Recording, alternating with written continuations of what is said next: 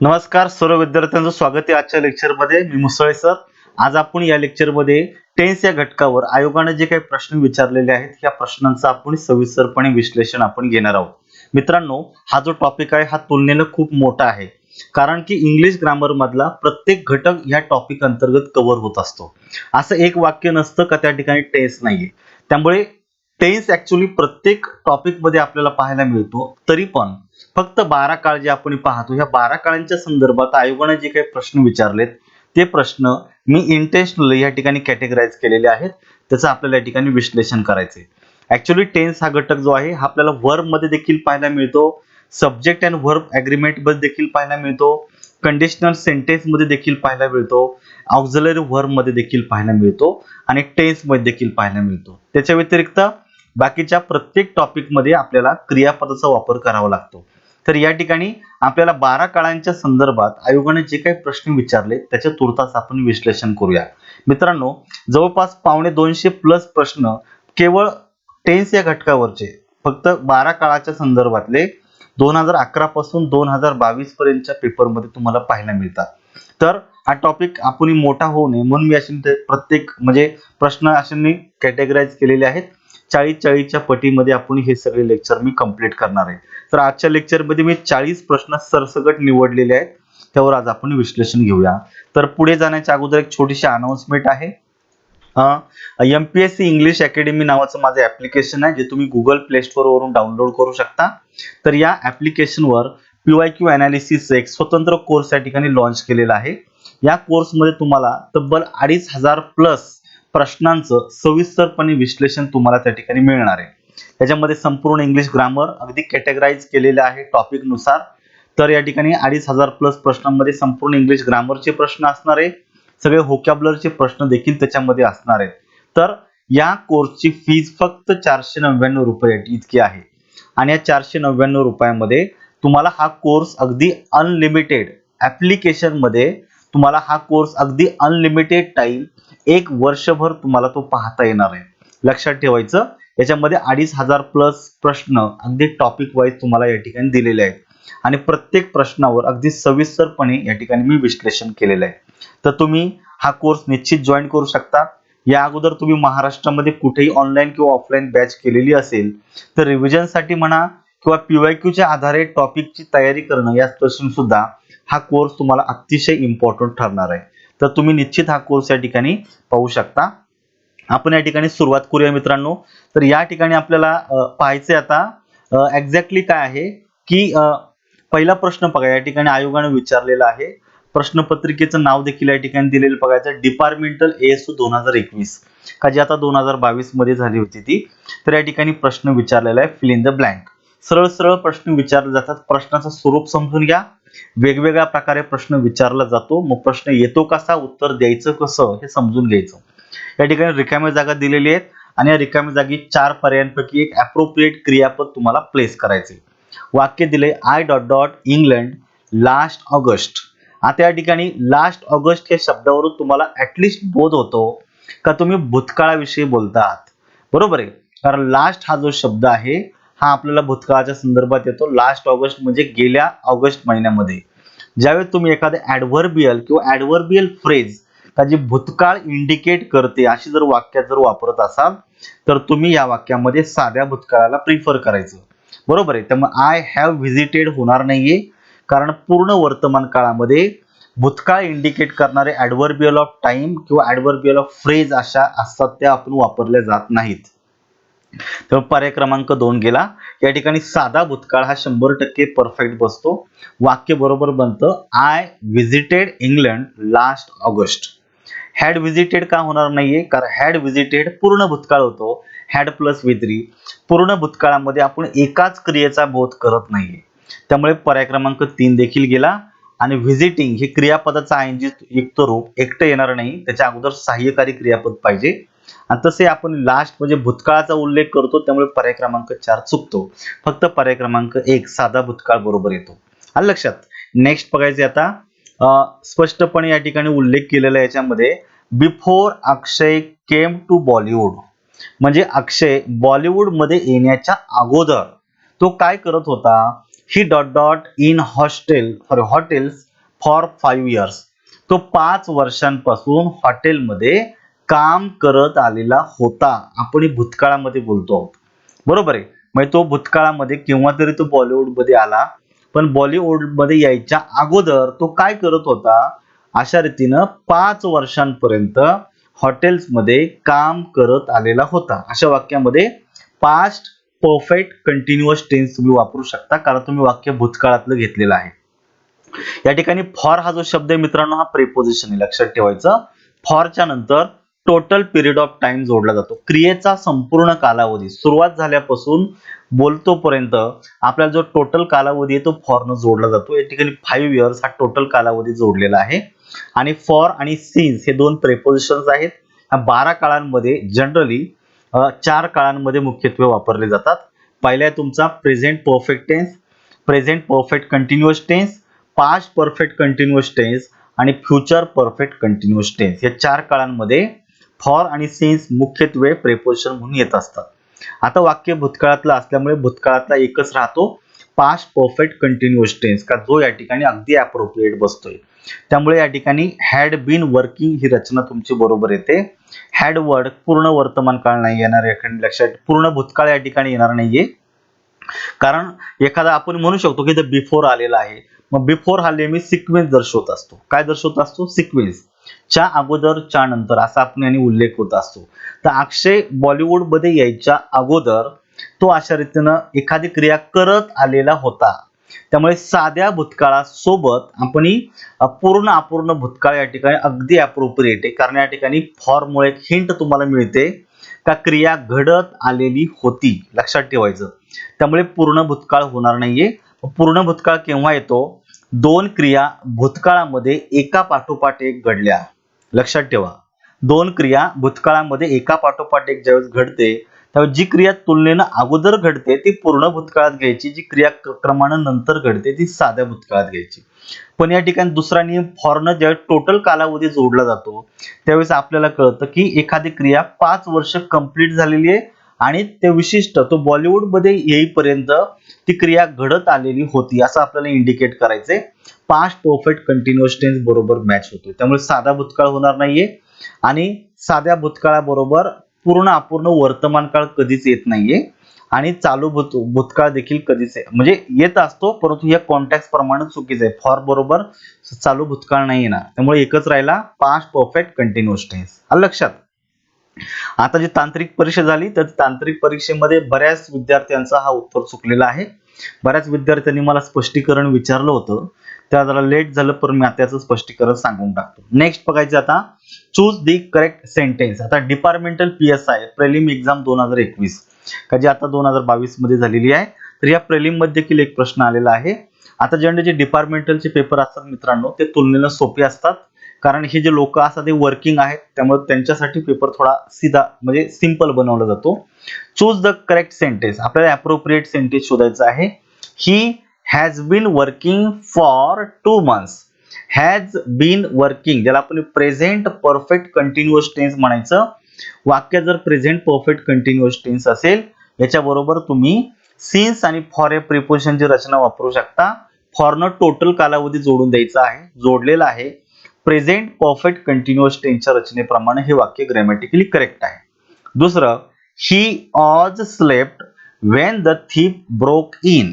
आता या ठिकाणी व्हेन हे कंजंक्शन याने जोडलेला क्लॉज हा सबऑर्डिनेट क्लॉज आहे.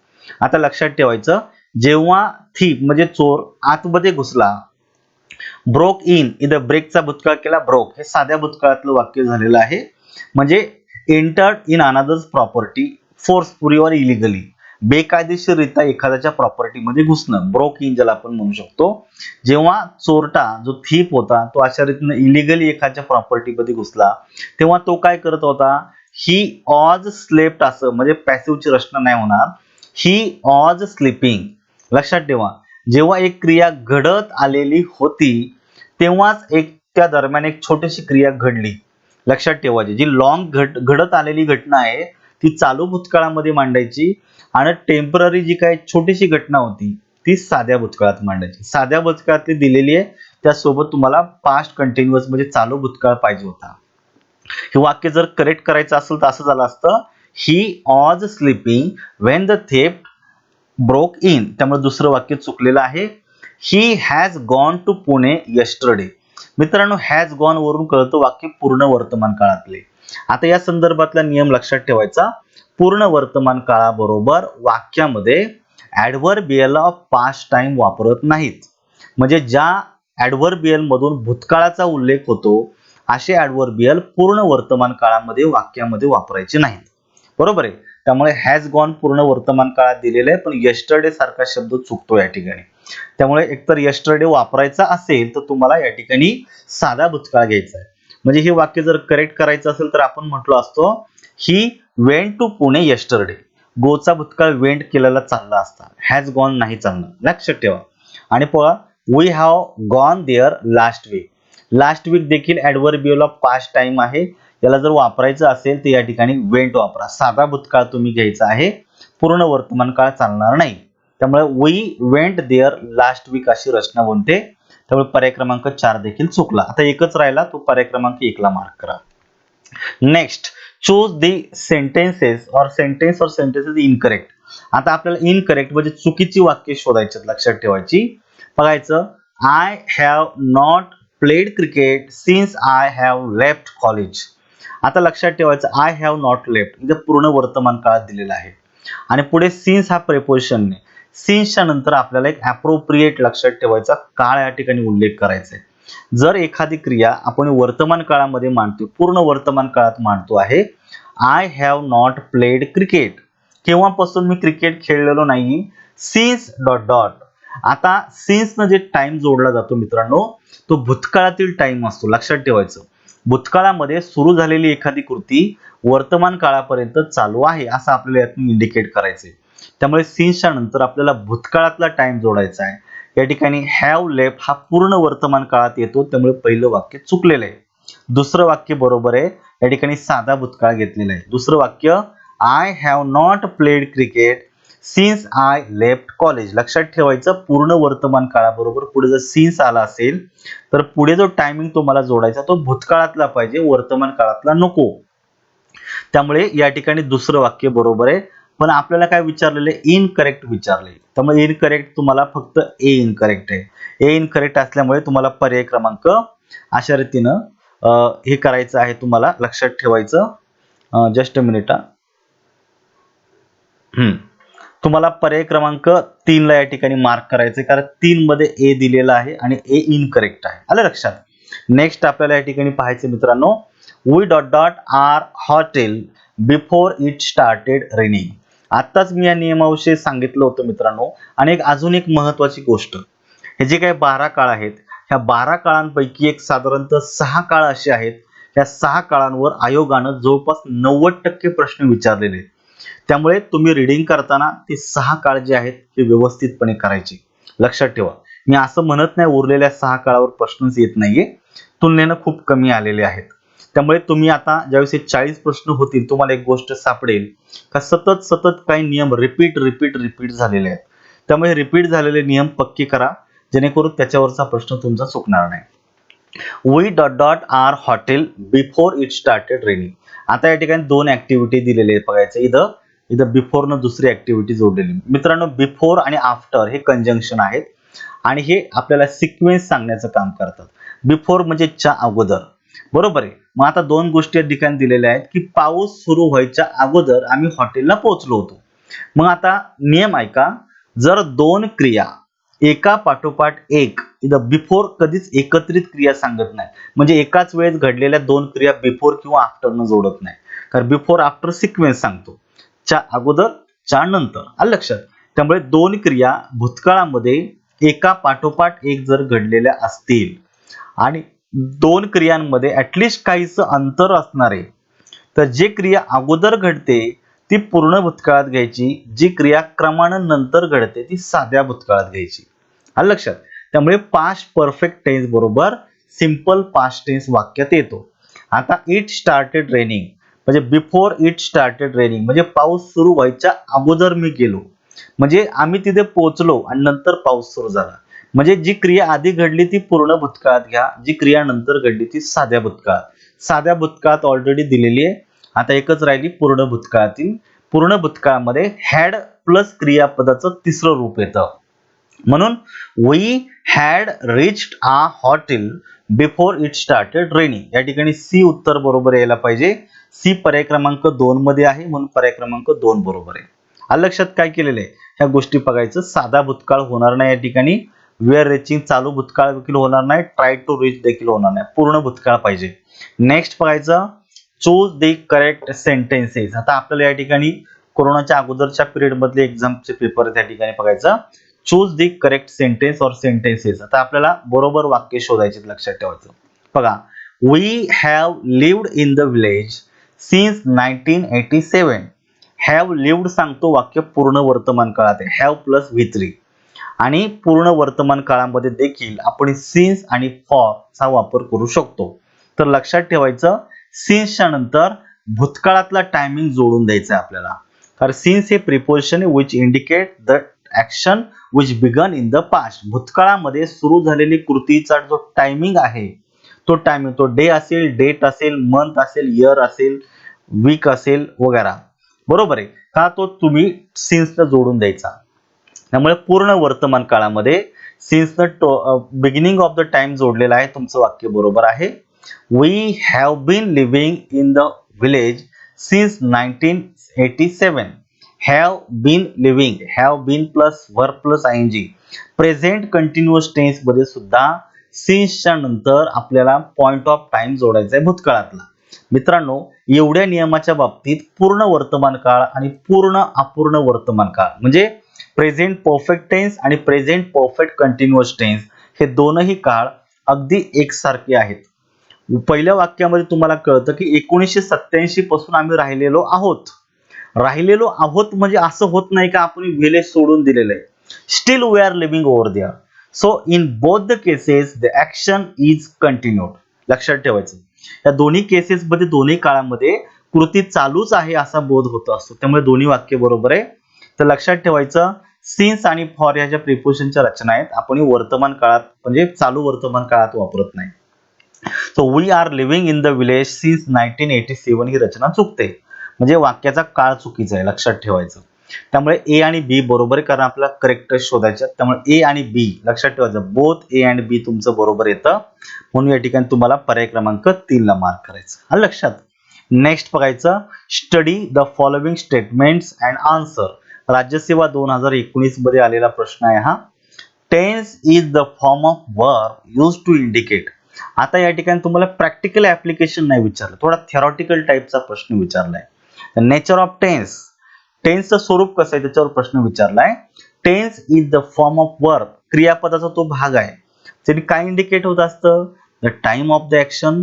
एखाद्या कृतीचा टाइम त्याने नमूद होत असतो. Of course it is right. The continuous of the action, चालू क्रियेचा बोध होतो. It is also right. And the completeness of the action, एखादी कृती कंप्लीट झाली तिचा देखील बोध होतो, ते देखील बरोबर आहे. सगळेच बरोबर आहे. त्यामुळे ऑल ABC आर ट्रू हे तुमचं उत्तर बरोबर आहे. आलं लक्षात.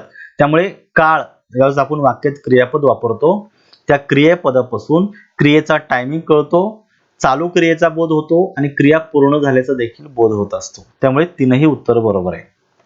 Next, we have lived in this house since 1952. बघा, आता संयुक्त गट ब 2019 मध्ये आलेला प्रश्न आहे आणि हे नियम जवळपास ह्या 40 पैकी कमीत कमी 10 ते 12 वेळा रिपीट झालेला आहे. त्यामुळे हा जो नियम आहे मित्रांनो IMP आहे, याला विसरू नका. याच्यामध्ये अजूनही प्रश्न येण्याची दाट शक्यता आहे. ऍटलिस्ट तुमच्या सरळ सेवा असेल, लिपिक टंकलेखक आहे, म्हणजे गट क गट ब सारख्या पेपरला पडणार. वी हॅव लिव्ड, वी हा झाला तुमच्या वाक्याचा सब्जेक्ट, हॅव लिव्ड झालं पूर्ण वर्तमान काळातील क्रियापद. इन दिस हाऊस सिन्स 1952, 1952 पासून या घरात आम्ही राहिलेलो आहे. हॅव लिव्ड क्रिया पूर्ण होते आहे, लक्षात ठेवायचं. त्यामुळे सिन्स न भूतकाळातील टायमिंग जोडून द्यायचा आहे. पण एक लक्षात ठेवायचं मित्रांनो, आम्ही या घरामध्ये 1952 पासून राहिलेलो आहे याचा अर्थ असा होत नाहीये का आम्ही ते घर आता सोडलेलं आहे. याचाच अर्थ होतो आतापर्यंत राहिलेलो म्हणजे इथून पुढेही राहणार आहोत. त्यामुळे या नियमाच्या बाबतीत प्रेझेंट परफेक्ट टेन्स आणि present perfect continuous tense both are same. हेच वाक्य आपण असं पण लिहू शकतो, we have been living in this house since 1952. Both the statements are right. पण याच्यामधून काय होतोय, तुमचा कंटिन्युटिव्ह यूज होतोय तुम्ही वाक्यामधून, म्हणजे आतापर्यंत राहिलेलो आहे म्हणजे अजूनही राहणार आहे.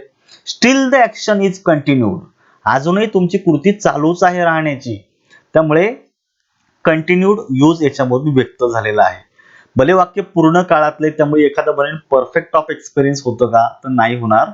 या ठिकाणी कंटिन्युटिव्ह यूज तुम्हाला घ्यायचे, कारण या एखादी क्रिया जरी वर्तमान काळात दर्शवलेली असेल तरी सिन्स मुळे आपल्याला त्याचा बोध थोडासा वेगळा होतो.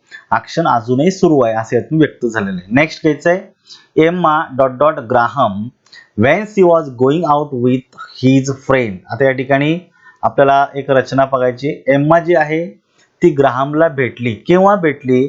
जेव्हा ती अशा रीतीनं, इथं माझ्या मते तर इथं हर असलं पाहिजे. She was going out with her friend, जेव्हा ती तिच्या मित्र किंवा मैत्रिणी बरोबर बाहेर चालली होती तेव्हा ती ग्राहमला भेटली. आता चालू काळाबरोबर इथं पास्ट कंटिन्युअस टेन्स बरोबर कुठला काळ येतो? भूतकाळातील क्रिया असल्यामुळे एकच येणार आहे, पास्ट सिंपल पास्ट टेन्स. त्यामुळे या ठिकाणी मेट ही क्रिया बरोबर येते. लक्षात ठेवायचं मित्रांनो, साधा भूतकाळ हा भूतकाळातील उरलेल्या तीनही काळांसोबत येत असतो. त्यामुळे एम्मा मेट ग्राहम, मीटचा भूतकाळ काय केला? मेट. या ठिकाणी तो झालेला आहे V2. Met Graham when she was going out with her friend, जेव्हा ती तिच्या मित्रा मैत्रिणी बरोबर बाहेर चालली होती तेव्हा ती ग्राहमला भेटली. त्यामुळे चालू भूतकाळाबरोबर साधा वर्तमान काळ येणार नाहीये, पूर्ण वर्तमान काळही येणार नाहीये, आणि पूर्ण अपूर्ण वर्तमान काळ येतो, परंतु या ठिकाणी अर्थ चुकीचा निघतो तसा. त्यामुळे पर्याय क्रमांक 4 देखील चुकणार आहे, फक्त पर्याय क्रमांक 2. Next, she got up when the alarm clock went off. लक्षात ठेवायचं, ती उठली, तिला जाग आली जेव्हा अलार्म क्लॉक बंद झाला तेव्हा. आता लक्षात ठेवायचं, दोन क्रिया अगदी ऍट अ टाइम जर घडलेल्या असतील तर तुम्ही दोनही ठिकाणी साधा भूतकाळ वापरू शकता. या नियमाप्रमाणे गॉट अप आणि वेंट ऑफ ही साध्या भूतकाळातली क्रिया आहे. अलार्म बंद झाला आणि तिला जाग आली, दोन्ही क्रिया जवळपास एकाच टायमिंगला घडलेल्या आहेत. त्यामुळे नियम ऐका, जर दोन क्रिया भूतकाळामध्ये एकाच वेळेत जर घडलेल्या असतील तर तुम्ही साधा भूतकाळ देखील प्रिफर करू शकता दोनही ठिकाणी. त्यामुळे हे वाक्य बरोबर आहे. We visited Spain 3 times last year. मित्रांनो, लास्ट इयर सारखं ऍडव्हर्बियल ऑफ पास्ट लक्षात ठेवायचं. याच्यामध्ये last year, last month, last week, last Sunday, last Monday असं भूतकाळ इंडिकेट करणारा टायमिंग जर व्यक्त केलेलं असेल तर असं वाक्य साध्या भूतकाळामध्ये घ्यायचं. त्यामुळे व्हिजिटचं व्हिजिटेड हे साध्या भूतकाळातील क्रियापद बरोबर आहे. त्यामुळे हे वाक्य देखील बरोबर आहे. आता ए आणि बी बरोबर आहे आणि तुम्हाला करेक्ट सेंटेन्सच विचारली, त्यामुळे both the sentence are correct. पर्याय क्रमांक 4 ला तुम्ही मार्क करायचं. लक्षात, करेक्ट असल्यामुळे इनकरेक्ट होणार नाही. पहिला गेला. ओनली मुळे काय करतं, पहिलं वाक्य बरोबर आहे पण ओनली ए म्हणजे बी चुकीचं आहे असं होणार नाहीये, आणि ओनली बी म्हणजे ए चुकीचं आहे असं देखील होणार नाही. त्यामुळे फक्त पर्याय क्रमांक 4 ला मार्क करा. Next, the barber has cut my hair very short. बार्बरनं म्हणजे न्हाव्यानं माझे जे काही केस आहे अगदी लहान कापले. म्हणजे बघायचं, हॅज कट हा झाला तुमचा पूर्ण वर्तमान काळातील क्रियापदाचा भाग. प्रश्न काय विचारलाय, identify the correct progressive future, म्हणजे चालू भविष्यकाळ. लक्षात ठेवायचं, अपूर्ण भविष्य काळामध्ये तुम्हाला क्रियापदाचं रूप वापरायचं आहे, असं वाक्य शोधा. Identify the correct progressive future tense from the above sentence. मूळ जे वाक्य आहे पूर्ण वर्तमान काळाचं आहे. या वाक्यातील क्रियापद आता तुम्हाला चालू भविष्य काळामध्ये वापरायचे, म्हणजे shall, will, be plus verb plus ING अशी रचना तुम्हाला करायची आहे. द सब्जेक्ट घेतला the barber, will be cutting म्हणजे फ्युचर कंटिन्युअस टेन्स म्हणजे फ्युचर प्रोग्रेसिव्ह टेन्स मध्ये shall, will, be plus verb plus ING अशी क्रियापदाची रचना घेतो. विल बी कटिंग ही रचना बरोबर आहे. माय इयर व्हेरी शॉर्ट, पर्याय क्रमांक 3 ला तुम्ही मार्क करताय, लक्षात ठेवायचं. इज कटिंग हे चालू वर्तमान काळात होतं. विल हॅव कट हे पूर्ण वर्तमान काळात होतं. हॅड कट हे पूर्ण भूतकाळात होतं. विल बी कटिंग अपूर्ण भविष्य काळामध्ये होतो, तेच या ठिकाणी दिलेलं आहे. त्यामुळे पर्याय क्रमांक 3. Next, use the correct tense form for the given verb. आता या ठिकाणी आपल्याला क्रियापद योग्य त्या रूपामध्ये वापरायचे. पहिली गोष्ट, वाक्याची सुरुवात लोक न झालेली आहे. बरोबर आहे, हे आज्ञार्थक वाक्य झालं. आता म्हणजे इथपर्यंत एक वाक्य झालं. पुढे वाक्य दिलेलं आहे देअर सी डॉट डॉट कम. मित्रांनो, जर तुमच्या वाक्याची सुरुवात हिअर किंवा देअर ने झालेली असेल आणि असं वाक्य जर एक्सक्लेमेटरी सेंटेन्स जर असेल तर इथं कर्त्याच्या नंतर जे क्रियापद येतं ते वर्तमान काळातलं घ्यायचं, साध्या वर्तमान काळामध्ये. लक्षात, नियम पुन्हा ऐका. जर उद्गारवाचक वाक्याची सुरुवात जर हिअर HERE किंवा देअर न झालेली असेल तर असं वाक्य साध्या वर्तमान काळामध्ये घ्यायचं. त्यामुळे सी च्या नंतर जे क्रियापद येतं त्याला यस किंवा यस प्रत्यय लागला पाहिजे. पर्याय क्रमांक 3 हे उत्तर बरोबर आहे. कमिंग नाही होणार. तसंच सी कमिंग असं कधीच होत नाहीये. चालू काळ जर दर्शवायचा असेल तर क्रियापदाच्या ING युक्त रूपाच्या अगोदर बी चं रूप पाहिजे. नसल्यामुळे पर्याय क्रमांक 1 गेला. सी इज कमिंग चालू काळ या ठिकाणी रचना बरोबर आहे परंतु वाक्य चुकतं, त्यामुळे बी देखील गेला. हॅज बीन कमिंग तर नाही चालणार, त्यामुळे एकच राहिलं. लुक देअर सी कम्स, इथे क्रियापदाला यस जोडायचं होतं. लक्षात, पर्याय क्रमांक 3. नेक्स्ट आहे फिल इन द ब्लँक्स. आता वाक्यामध्ये आपल्याला क्रियापद योग्य ते वापरायचं आहे. I am dot dot a film tonight. मित्रांनो, या ठिकाणी एम आलेला आहे. एम हे सहाय्यकारी क्रियापद आहे आणि जर टुनाइट सारखा शब्द म्हणतो आज रात्री, म्हणजे ही जी काही क्रिया आहे ही आज रात्री घडणार आहे. अजून घडली आहे का? नाही. त्यामुळे तुम्ही नजदीकच्या भविष्यकाळाविषयी बोलताय. त्यामुळे वेमच्या नंतर आपण विल सी म्हणजे विल रचना वापरणार नाहीये. पहिला पर्याय गेला. इथं पण विल आल्यामुळे ही रचना गेली. आता राहिलं दोन नंबरचा आणि 3 नंबरचा पर्याय.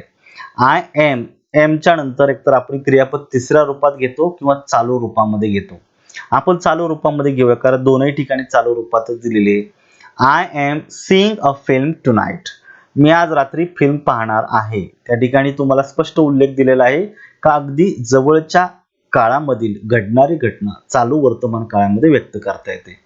या ठिकाणी सीइंग अशी रचना होते. दुसरं, I will be dot dot all day on Sunday.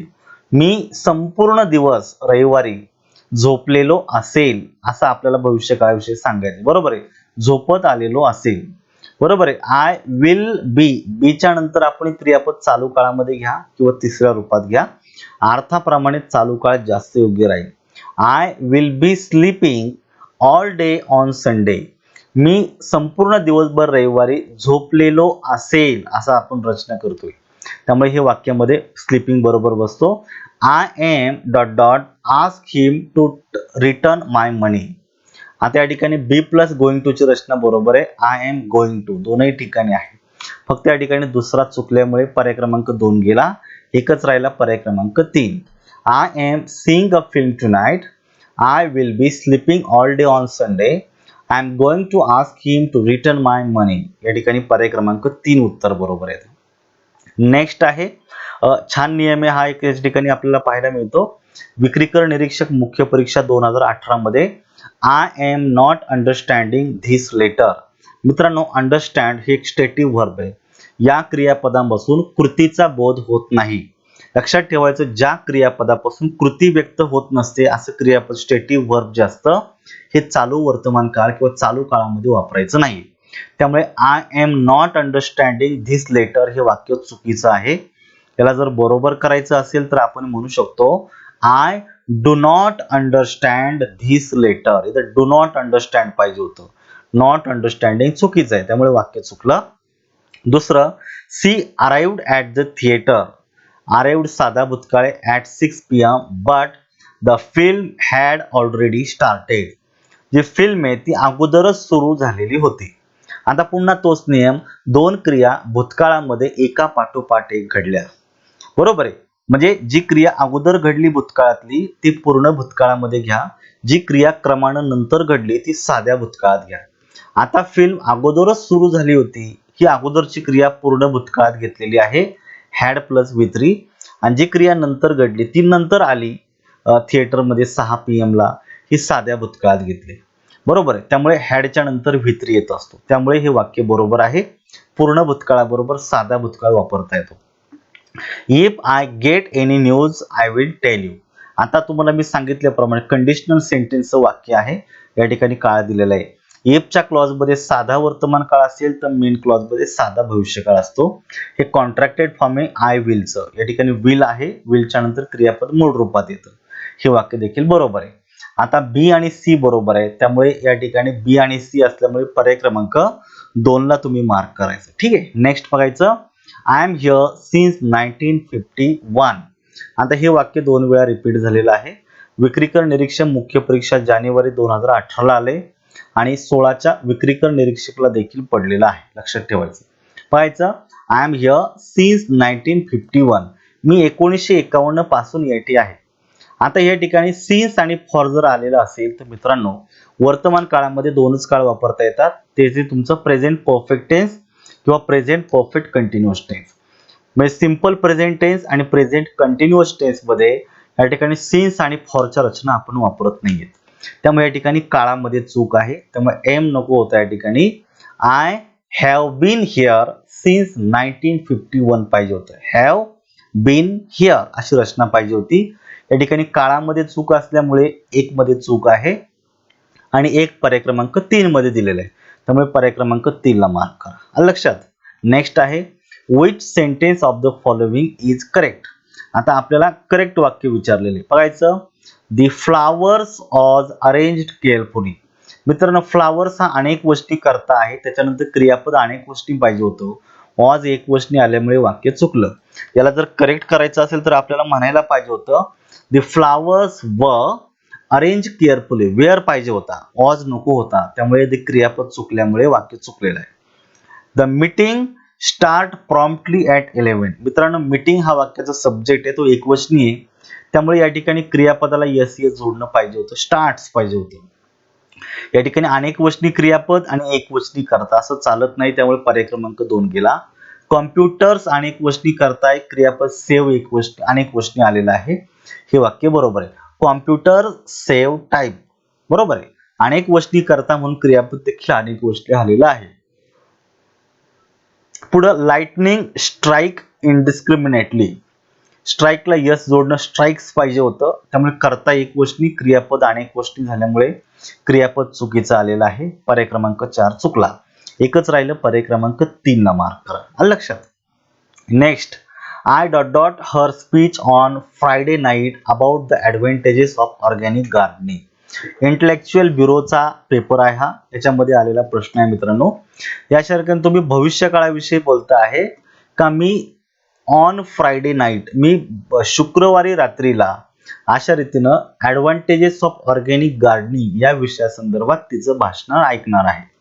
तर तुम्ही भविष्यकाळाविषयी बोलता तुम्ही सिंपल फ्युचर घ्या. I will hear speech on Friday night बरोबर आहे. आय विल हॅव हर्ड वापरण्याऐवजी सिंपल फ्युचर योग्य राहतो जास्त. पर्याय क्रमांक 4 ला मार्क करायचं. Next choose the correct verb form. State excise mains 2017 मध्ये आलेला प्रश्न आहे. या ठिकाणी दिले बघा. They went out after lunch. या ठिकाणी वेंट आउट साध्या भूतकाळातलं वाक्य आहे. जेवण झालं लंच झाल्याच्या नंतर ते बाहेर गेले आणि नंतर काय झालेले ते जस्ट सांगतो ते नुकतेच माघारी परतलेले आहेत. म्हणजे साध्या भूतकाळातलं वाक्य दिलेलं आहे आणि अँड न तुम्हाला दुसरं वाक्य जोडलंय. या ठिकाणी तुम्ही पूर्ण वर्तमान काळ घेऊ शकता. कारण जस्ट सारखा शब्द पूर्ण वर्तमान काळात येतो. They have just come back. ते नुकतेच माघारी परतलेले आहेत. Have just come back. पर्याय क्रमांक 1 बरोबर आहे. हॅड कम अशी रचना होणार नाही या ठिकाणी. They went out after lunch and they had just come back. जी क्रिया आधी घडते ती पूर्ण भूतकाळात घ्या बरोबर आहे. नंतर घडणारी क्रिया पूर्ण भूतकाळात येत नाहीये. त्यामुळे पर्याय क्रमांक 2 गेला. साधा भूतकाळ देखील येणार नाही या ठिकाणी. 3 पण गेला. आणि हॅड केम हॅडच्या नंतर नेहमी क्रियापद तिसऱ्या रूपात येतं. हे दुसऱ्या रूपात आल्यामुळे तसंही क्रियापद चुकीचं आहे म्हणून पर्याय क्रमांक 4 चुकला. 1 नंबरच उत्तर बरोबर आहे. Next identify the correct sentence. आता या ठिकाणी आपल्याला करेक्ट सेंटेन्स ओळखायचे मित्रांनो. By the time we arrived at the station the train had left. बरोबर. जी क्रिया आधी घडली ती पूर्ण भूतकाळामध्ये घडलेली आहे आणि जी क्रिया नंतर घडते ती साध्या भूतकाळामध्ये मांडायची बरोबर आहे. ट्रेन अगोदरच निघून गेली होती, जी क्रिया अगोदर घडली ती पूर्ण भूतकाळात घेतली, नंतर मी स्टेशनला पोहोचलो. साध्या भूतकाळात मांडायचे. पहिलं वाक्य बरोबर आहे. Since he has completed his job he left early. लक्षात ठेवायचं मित्रांनो, आता दोन क्रिया या ठिकाणी घडलेल्या आहेत. तिनं जॉब तिचा कंप्लीट केला आणि नंतर ती लवकर घरी पोहोचली, म्हणजे घरी गेली. आता अगोदर जॉब कंप्लीट केला, नंतर ती घरी गेली. जी क्रिया आधी घडते ती पूर्ण भूतकाळात पाहिजे होतं, हॅज ऐवजी हॅड पाहिजे होतं. Since he had completed his job he left early. पर्याय क्रमांक बी चुकीचा आहे. आता आपल्याला करेक्ट शोधायचा आहे, त्यामुळे ओनली ए, पर्याय क्रमांक 1 ला मार्क करायचं.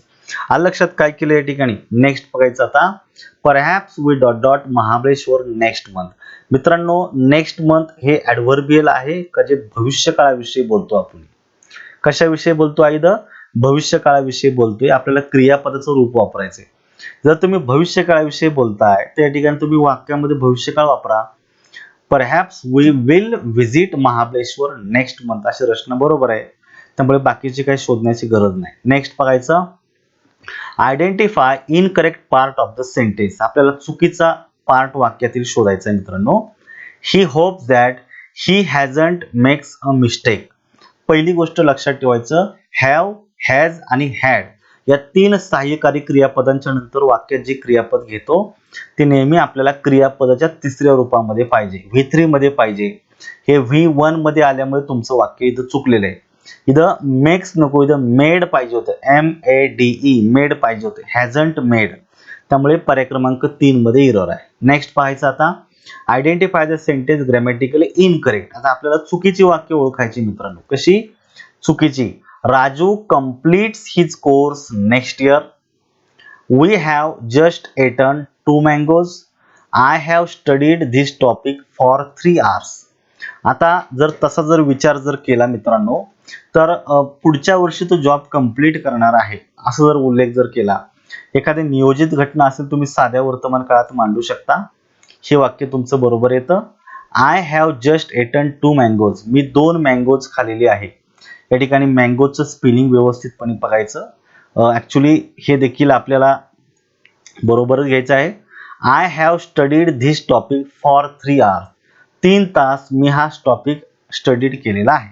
आता तसं विचार केला तर हे वाक्य पण बरोबरच आहे, परंतु आयोगानं इनकरेक्ट म्हणून पर्याय क्रमांक 3 दिलेला आहे. थोडासा ह्या वाक्याच्या बाबतीत संभ्रम आहे.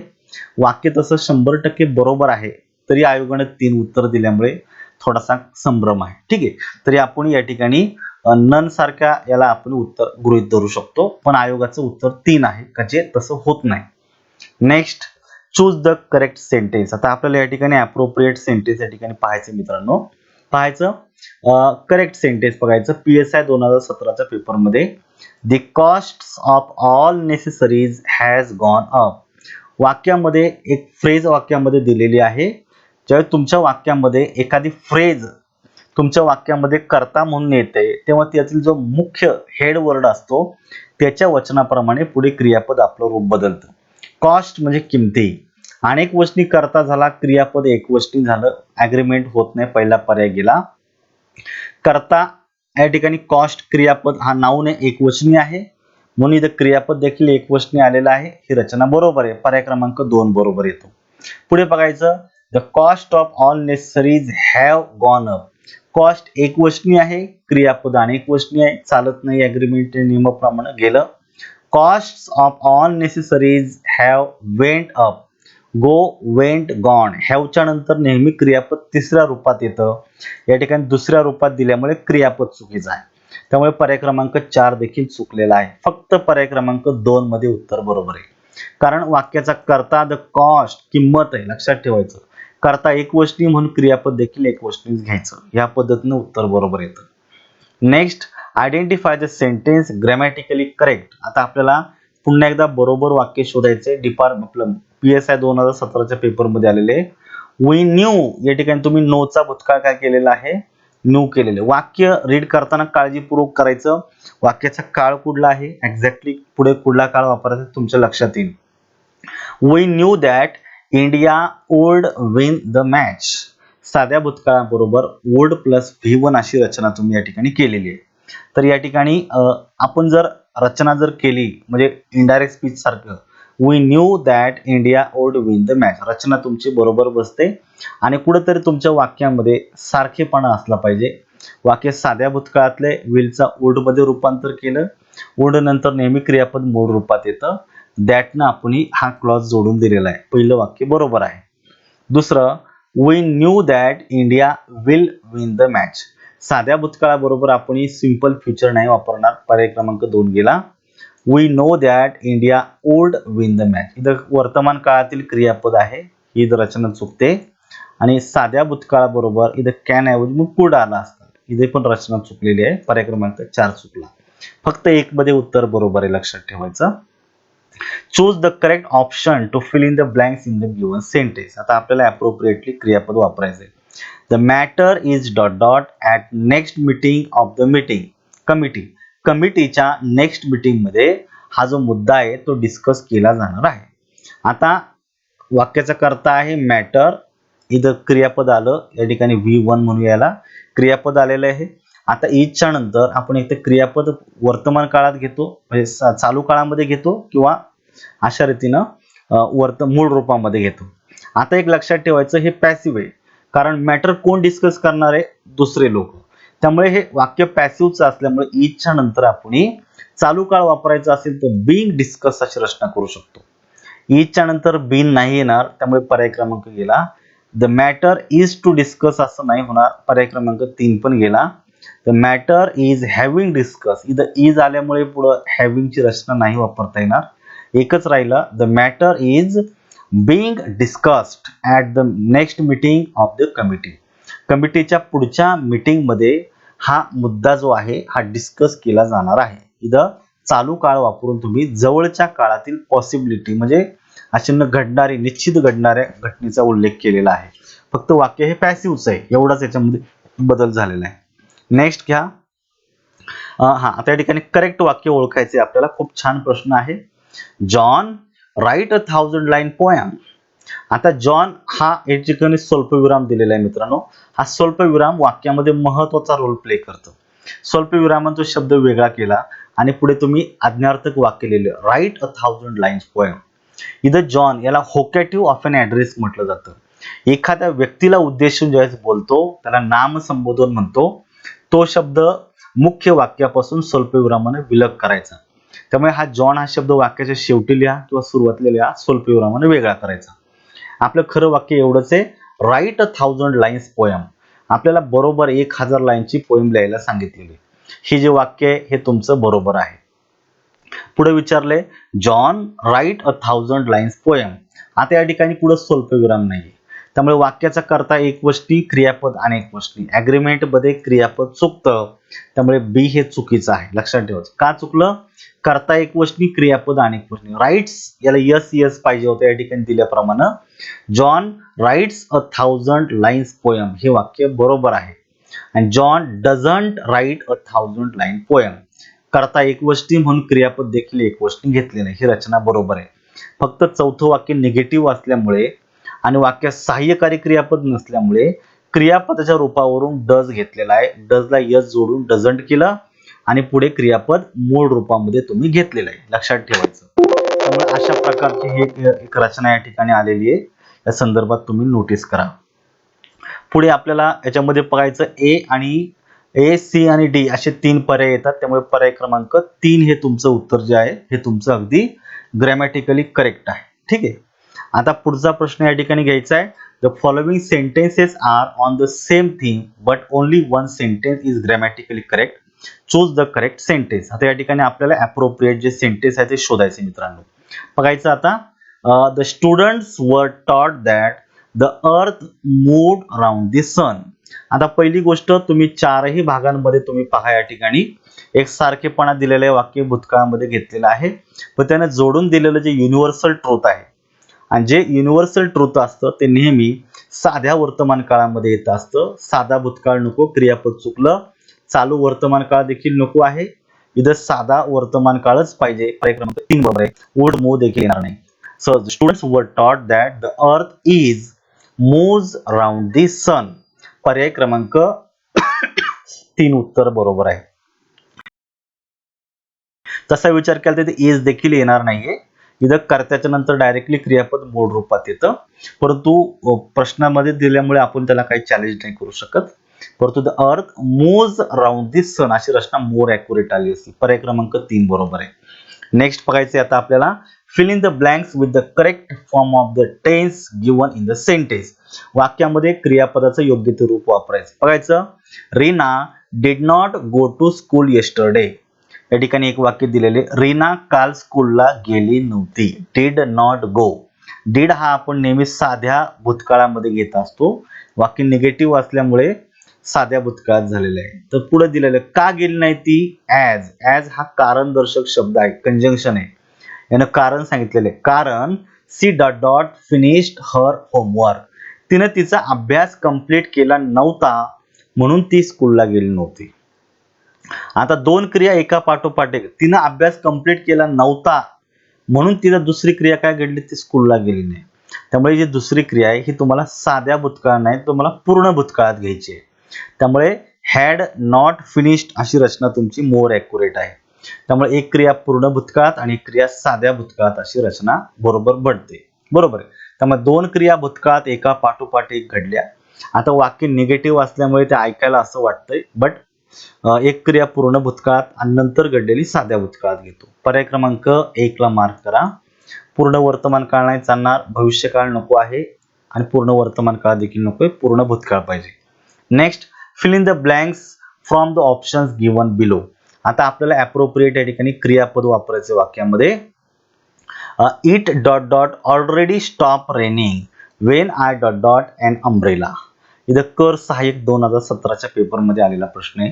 मित्रांनो, पूर्ण भूतकाळामध्ये आपल्याला 2-3 मार्कर असे काही शब्द वापरायचे आहेत. बिफोर, आफ्टर, ऑलरेडी सारखे शब्द येत असतात. त्यामुळे इथं तुम्ही पूर्ण भूतकाळ घेऊ शकता. It had already stopped raining. It had already stopped raining when I brought an umbrella. जेव्हा मी अंब्रेला आणली म्हणजे माझी छत्री आणली तेव्हा पाऊस अगोदरच थांबलेला होता. अगोदर कुठली क्रिया घडली, पाऊस थांबण्याची क्रिया घडली आणि नंतर कुठली घडली, मी अंब्रेला आणली. त्यामुळे जी क्रिया आधी घडते ती पूर्ण भूतकाळामध्ये, जी नंतर घडते ती साध्या भूतकाळ. पर्याय क्रमांक 4 ला मार्क करा. नेक्स्ट आहे choose the correct option to fill in the blanks. कर सहाय्यक 17 मध्ये आलेला आहे. वाक्य सोपं आहे. My eyes are aching now. माझे डोळे खूप दुखत आहेत आता. का दुखत आहेत, I dot dot since morning. मी सकाळपासून, सिन्स न एखादी क्रिया सुरू झाल्याचा टायमिंग जोडलेला आहे. मॉर्निंग पासून मी काय करत आलेलो आहे, I have been reading since morning. Present perfect continuous, कारण मी सकाळपासून रीडिंग करत आलेलो आहे, त्याच्यामुळे माझे डोळे आता दुखत आहेत. त्यामुळे या ठिकाणी प्रेझेंट परफेक्ट कंटिन्युअस टेन्सची रचना बरोबर बसते. आलं लक्षात. नेक्स्ट बघायचं आता, आयडेंटिफाय द करेक्ट सेंटेन्स. आता या ठिकाणी उपशिक्षणाधिकारीच्या संदर्भातला पेपर आहे.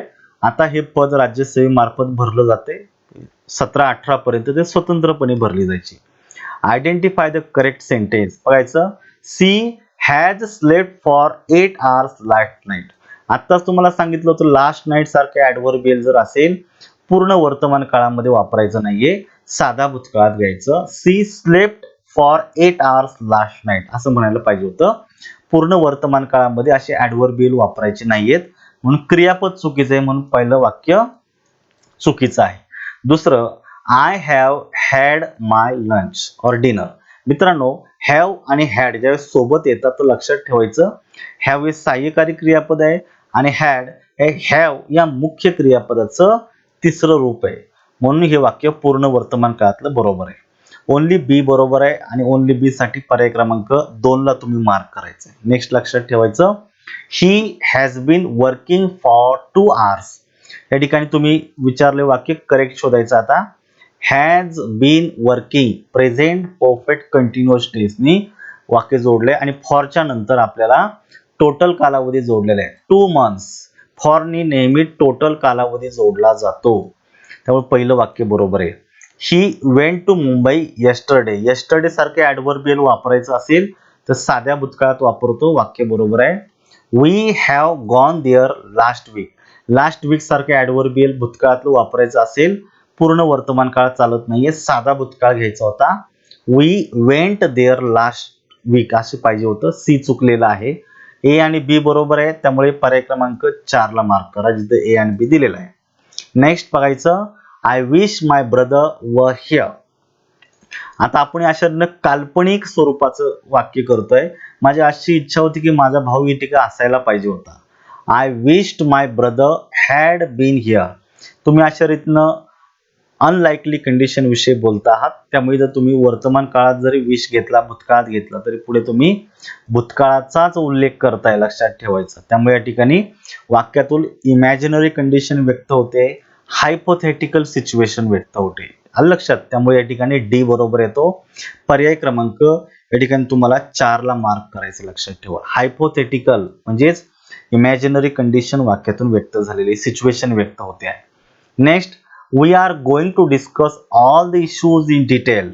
तुमच्या वाक्यात दिलेलं आहे गोइंग टू ची रचना. Be plus verb plus ING. Be plus going to ची रचना वाक्यात ज्यावेळेस येते, या वाक्यामधून आपल्याला जनरली इमिजिएट फ्युचर व्यक्त होत असतो. एखादी क्रिया जवळच्या भविष्य काळामध्ये लगेच घडणार आहे असं immediate future be plus going to च्या रचनेतून व्यक्त होतो. म्हणून पर्याय क्रमांक 2 बरोबर आहे. या ठिकाणी आयडेंटिफाय द करेक्ट सेंटेन्स. आता आपल्याला वाक्यामध्ये करेक्ट सेंटेन्स ओळखायचं. The price is depended on the quality. The price is made to depend on the quality. The price depends on the quality. The price was depended on the quality. एखाद्या वस्तूची किंमत ही तिच्या क्वालिटीवर depend असते. जसं मित्रांनो, एखादी तुम्ही मेथी, एखादी भाजीची जोडी पहा. सुकलेली असेल तर तिला किंमत राहत नाही, पण ती फ्रेश असेल तर तिला पूर्ण किंमत द्यावी लागते. जर एखादी भाजीची जोडी जर तुम्ही 20 रुपयाला जर घेतली आणि तीच जर संध्याकाळपर्यंत राहिलेली असेल, सुकलेली असेल, तर तिला 10 रुपयाला कोणी घेणार नाही. अगदी तसंच आहे. कुठलीही वस्तू असू द्या, त्याची किंमत ही तिच्या क्वालिटीवर डिपेंड असते. बरोबर आहे. त्यामुळे हे जनरल ट्रूथ आहे, ते साध्या वर्तमान काळात घ्यायचं. म्हणून पर्याय क्रमांक 3 बरोबर आहे. The price depends on the quality. साध्या वर्तमान काळामध्ये तुम्ही रचना घेतलेली. नेक्स्ट, तुम्हाला विचारलेलं, तुम्हाला करेक्ट सेंटेन्स विचारलं, ASO 2017च्या पेपरमध्ये आलेलं आहे. Kapil has been playing cricket for several year. Has been playing present perfect continuous टेन्सची रचना आहे आणि फॉर हे प्रिपोजिशन आहे. त्याच्यानंतर आपण टोटल कालावधी जोडलेला आहे. एक्झॅक्ट टायमिंग माहित नाही, पण सेव्हरल इयर हा टोटल कालावधी झालेला आहे. भरपूर वर्षांपासून तो खेळत आलेला आहे. पहिलं वाक्य तुमचं ग्रॅमॅटिकली करेक्ट आहे, लक्षात ठेवायचं. नेक्स्ट बघायचं आता. After depositing the fee to the hostel the boys went. या ठिकाणी लेफ्ट हा मोर ॲक्युरेट आला असता, आयोगाने हे चुकीचं दिलेलं आहे. these girls have been singing nicely. हे वाक्य तुमचं बरोबर आहे. have been singing present perfect continuous टेन्सची रचना आहे.